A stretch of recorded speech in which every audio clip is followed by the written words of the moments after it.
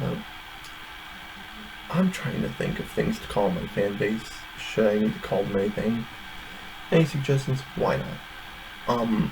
So today's, I'm just recording this now. I'm gonna have to edit it. Maybe just a tad bit. I don't do too much editing. Is an experiment for my channel and for you guys to try out. Sorry, I'm trying so hard not to look at my computer and look at you. So today's an experiment for my channel and for you guys if you choose. So it's very basic. So I wanted to do an experiment for the sake of experiment's sake. I keep saying experiment right now. So I remember I have some, obviously opinions about my forearms. My coworker, of course, says they're juicy, pretty dummy thick. I don't really think so. So the goal of today is to introduce a little regiment to see if I can't improve those aesthetics, because this is very purely aesthetic. It's not going to help you. If you want endurance, do a dead arm hang. Now, second disclaimer, I'm not a personal fitness trainer, and I'd say I have about a good base of knowledge for a person who doesn't work in this field, but I wouldn't ever call myself an expert in any shape or form.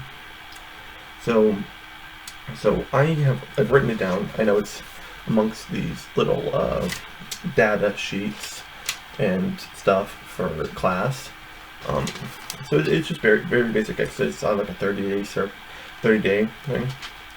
And so it's 4 rounds of forearm hammers, which is just hammer curls in a sense, but I'm doing it in a way that's only meant for my forearms. So here, why don't we move the camera a bit down here? Nice. Check out my cool floor. That's Siddhartha. That's him, boys. It's Siddhartha. I love him. So I'm trying to take my bicep out of it as much as I can, and have it does work a bit like triceps, but I'm trying to, the way I'm orienting my arm, I'm trying to put as much strain on the brachioradialis as possible. Also, real quick, as far as flexes and extensions go, bodybuilding, I need you to change that. It bothers me because if you can't take people, if people can't take you seriously on small things, how they get, it's a whole rant. I'm trying to cut it out of the video as much as possible. I digress. Let that be my spokesperson. Maybe that's what I call you guys, the digressors. Perfect. But anyway, so it's just these. Again, trying to fight gravity because gravity's fun. I love to fight him every day. He's my anime best friend. So I'm trying to, just fight gravity. And that's for your brachioradialis. Of course, some very basic wrist curls. And I find I can't feel any pump unless I'm, have my arm angled. Maybe that's the point of anatomy. That's kind of how it is. Because if you look at your anatomical position, this is basically how your corpse is put on a slab in this position. This is anterior. This is what's natural for you. Now, in this, this obviously is your extensors. For doing this, reverse wrist curls. Obviously, it's better. I know people like Athlete X does to do, this. I have no feeling of a pump there, so I don't like it. Sorry. I need to feel a pump if I'm going to do something. But anyway, so those are kind of the exercises I'm looking at. And now there's kind of 4 rounds of 30 seconds. I thought, maybe there's 2 different ways I could do this. Version 1 for 30 days, you do 1 exercise, 4 rounds, then go down the list of 3 exercises, and that's one way. Or the other way, do it in a more circuit-based fashion. So you're giving, I didn't plan on doing rest either. One with rest, obviously maybe something minimal, because you're only doing 30 minutes of work. Or 30 seconds, sorry, Jesus. 30 seconds of, rounds, 4 of them. And then another one where you do circuit based and say, 30 seconds of, sorry, gotta keep moving my fucking camera. 30 seconds of this, then of this, and then obviously this. And I thought that'd be an interesting way to do this. So today, I gotta move my keyboard. Very, very professional like I am. I am the most professional man on the planet. Okay. Yep, this is how we do it, boys. Right, yep, there we are. Way to go, boys. Sorry, I'm trying to position it so that both my arms are visible. Sorry for the angle you're given. It's unfortunate, but life's unfortunate, okay? So my portion, at least the one I want to do, is actually the circuit-based one. Just, right? So we're going to go with this together. Watch. Oh, funny. Where did I put my phone? Because I'm... Oh, shit. Yeah, I'm trying to find my... Oh, here it is, of course, right behind the fucking camera. So this is kind of how I do things. I could look at the camera recording and use that as a timer, but I'm not going to. So, clock, here we are. I'm very quick at finding things, actually, if you didn't notice already. Stopwatch, here we go. Okay.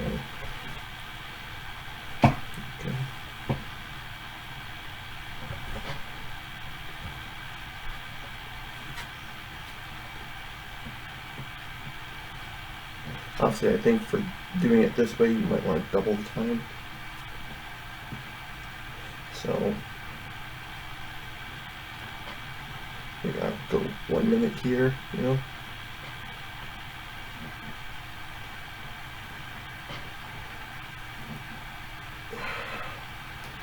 Oh boy.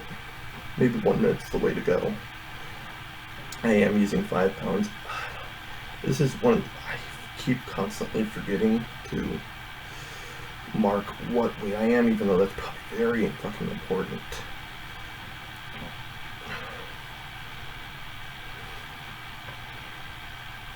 I know my hand positions are changing.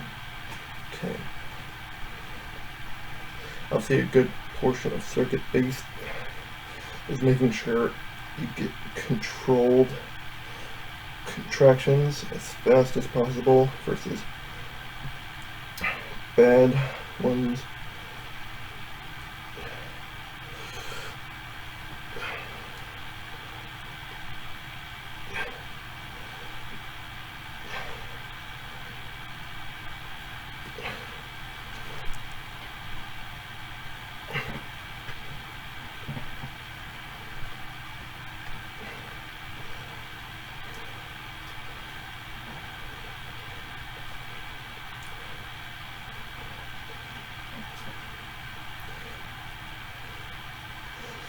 Getting the maximum juice, boys. That's kind of what the goal is.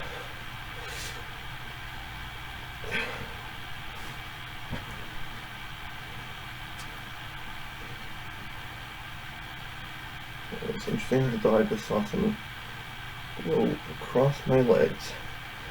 That is not the least bit worrying.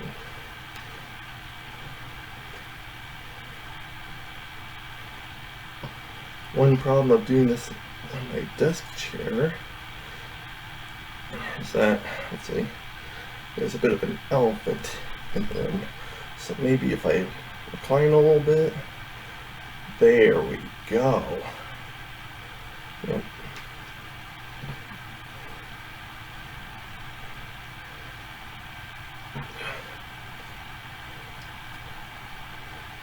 There you are. Do this. Maybe I should get. Should I give an anatomy lesson?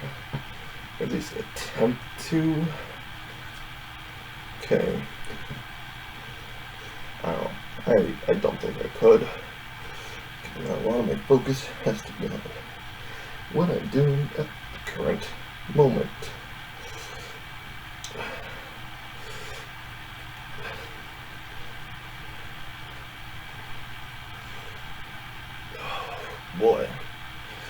This is an interesting experiment.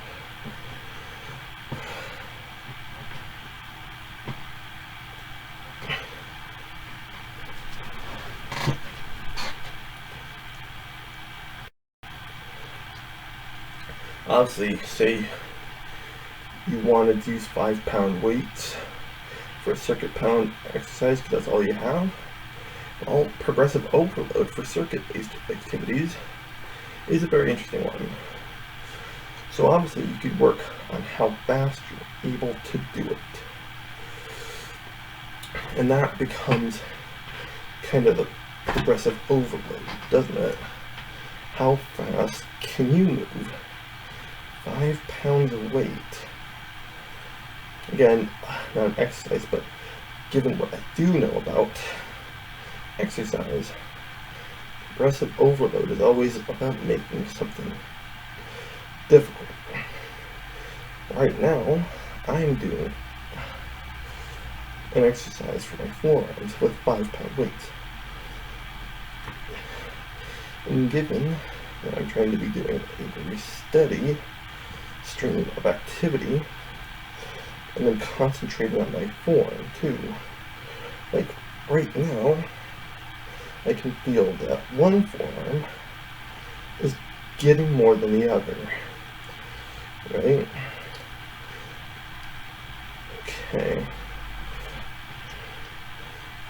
I feel this because of just thinking about it. Right? Form is really the best part of the most important part of bodybuilding, exercise, whatever. Because I told my dad, I'm like, Dad, to be honest, I kind of don't want to be an old dude who sits in a chair. It's something fundamentally wrong with me if I am. Because, it's just something I dread as becoming older. It's like I want to do exercise for the absolute rest of my life if possible.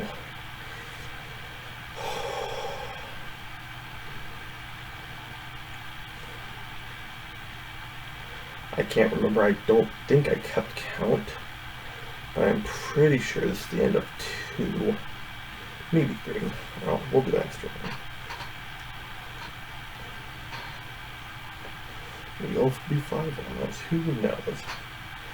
I know tomorrow, or not really tomorrow, I'll probably have one day of relief since I don't work tomorrow, is I work at a coffee shop, a large name one, and the problem is, to stir the coffees, most times we pop a lid on, and we just go. Okay. We just, we only really stir it if it's a latte or there's whipped cream or something going on top, Otherwise, what we do is we just put a top on and we stir it by shaking it, which was a hell of a forearm exercise the first time I did it, but maybe the first week or 2. Okay. We'll do one more after this. Another one.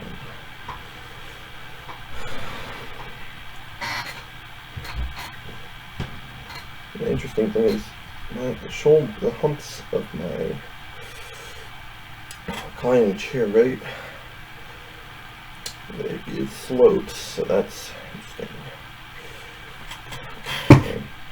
So that lends it to me. Again, gravity is a good one if you can manage it. Like if you change the orientation of you in space, the exercise becomes a lot different, right? Because you're fighting gravity in certain ways. You're fighting a different. Did you know that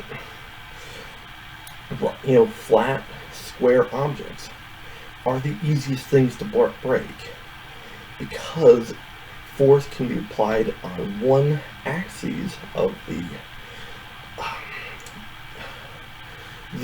object, right? And that makes it easier to break it as just one axis. That's why circular or spherical objects are very hard to break in the real world. You know, I've been going, let's change it to 1 minute. 1 minute seems to give me a pump. But yeah, so say you change the weighted kneeling position of your dumbbell variation pull-ups. What you can do by doing that is you can change the like I did it on my like stomach basically, and I could barely even handle 3 pounds. You know, it was fucking insane.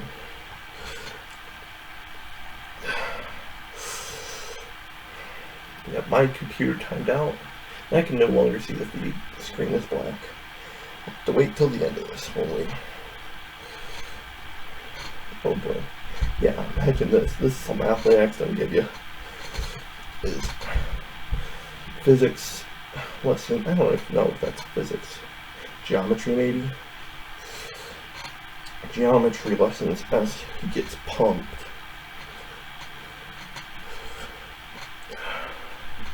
Maybe this would be fun. I just work out a part of the body and give you factoids about the nature of the world we live in. Just science. This should be the true bro science, actually. Is them spouting off facts as they lift. Training their brain and their muscles. Alright, we're nearing the end of this. About 15 seconds left. Boy, if you can't handle 5 pounds even doing this, that's okay. Maybe you could only handle just your arms. Again, that's progressive overload. We all have different speeds. Alright. Fuck. Yep, I caught. Sorry. Didn't know if you didn't know that. Jesus Christ. Yeah, I could notice the pump on my forearms. Oh, that's perfect. I love that shit. Oh boy. Alright, so, yeah. Like I was just saying, I'm sorry for that. Oh boy, that's, I'm on the dark side, boys. Sorry for moving your orientation around quite a bit. So, yeah, like I was just saying, shut up, timer. I was just saying, progressive overload is interesting. I started at 1.2. I don't know what I started at as far as wrist exercises. But I remember my bench press was 10 pounds at one point. Now I'm up to about 25. You know, I practice, I implement different ways to make it difficult. So I can surpass quite a bit and handle a lot more doing those same techniques. Which, you know, you shouldn't be ashamed. Like, tank tops for me. I never used to wear tank tops. I was kind of, you know, not okay with my chest and my body in general. But then I started wearing tank tops to a gym at my college. And then now I'm shirtless most of the time in my own house. And in my rooms, pantsless. It just happens. I'm comfortable with my body now a lot more than I used to be. I think that's what people should strive for. Whether they want to be buff and lean, get those juice monsters arms, or whether they are skinny or just a little bigger. Because I don't mind bigger people. It's just this, you gotta at least come to realization that the way you do live is unhealthy. You just gotta, of course, be, you know, you could accept that. Just, yeah, I'd hate to get in a rant. I'm not afraid of being canceled. I don't plan on making the internet my life or my job in the long term. I'm rambling, boys. Just ramble. But in any case, that's kind of the basis of this video. It's an experiment. I'm gonna collect pictures. That might be the subject of another video for about 30 days. Obviously, I don't want to take it pre-pump, right? The last picture will probably be the day after the exercise thing is done, right? Because I want cold pictures. I'm more interested in cold than after a pump, right? Because who wants to see? Because a pump right after the pump is different. During the pump is different. You know, our muscles look differently after they've got blood flowing in them. That's, if you look at these veins on my arm, that's what they are. That's just veins. I saw them popping as if while I was doing the routine, you know. So I want to see where this takes my channel. I'm not, like I said, I want to nail this home, nail it, like Kaufman. I'm not an expert. You do not call me an expert. I'm not a doctorate or a master's degree in physical therapy, although that's where I'm heading towards. Not in nutrition, and not in personal. I don't have a certificate in personal training. What I do have is a large variety of exercise knowledge, and it's more of a personal interest. This is something I'm personally interested in because I have the most to gain by it personally. Okay, I spent most of my life overweight, so this is a personal investment of my time for it. If you want to know where I get my information, for the most part, it is AthleanX, Jack's Blade. I'm probably going to put these links in the channel. Pure Bullfit, I like watching him. He's a very nice commentary channel in the genre. Yeah, I'm probably just going to put a bunch of links in the channel. Now, Gravity Transformation is interesting, although his thumbnails are atrocious. I hate them. I really do. I think he's got a lot of information, and I would consider most of it valid. I like it. I'm just getting into Jeff Nippard. It's more for dietary reasons, but than exercise. But I like some of his, dives into the, what makes up certain muscles. So those would be 5 people I really can at least relate to and understand on a level of exercise. And it's where I get the majority of my knowledge. Do I consider any one of those people infallible and correct because I like them? No. I do agree with Pure Bullfit's idea of that AthleanX telling people to, I'm sorry for the light, AthleanX telling people to do pull-ups on a door is absolutely atrocious. That's god-awful. Is it cancelable? No. At the end of the day, he's just trying to help people in the way he knows how, because this is a very novel situation. Because we have a lot of things we can do at home now. It's not like the Spanish flu and all that. Sorry, I had to burp. Okay. I'm going to turn off this recording. I hope you try to have a nice day.